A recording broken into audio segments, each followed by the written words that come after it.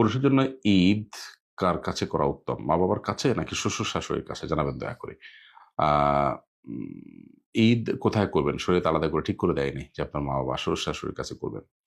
তবে অবশ্যই আ মা-বাবা বেঁচে থাকলে তাদের হক যেকোনো কারোর চাইতে বেশি।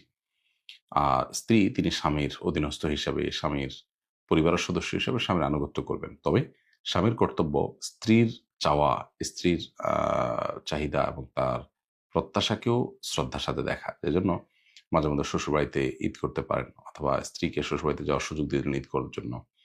অথবা ঈদের ছুটিতেই ২ জায়গাতেই বেড়ানোর সিস্টেম রাখলেন। সব মিলিয়ে খোলাসা কথা হলো যে স্ত্রীর আ মা-বাবার প্রতি তাদের দায়, ভালোবাসা, টান আছে। সেটা মাথায় রেখে স্বামীর আ ব্যবস্থা নেয়া দরকার।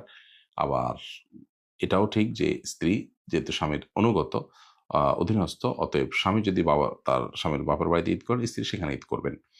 এবং স্বামীর জন্য আ শ্বশুর-শাশুড়িকে অবশ্যই মা-বাবার উপর অগ্রাধিকার দেওয়া উচিত না। তবে ১ বছর মা-বাবার কাছে করলেন, আবার শ্বশুরবাড়ি করলেন অথবা ২-৪ বছর মা-বাবার কাছে করে হঠাৎ ১ বছর শ্বশুরবাড়ি করলেন অথবা আপনি শ্বশুরবাড়ি না করতে পারলে স্ত্রীকে পাঠিয়ে দিলেন। এটা আপনার করা উচিত।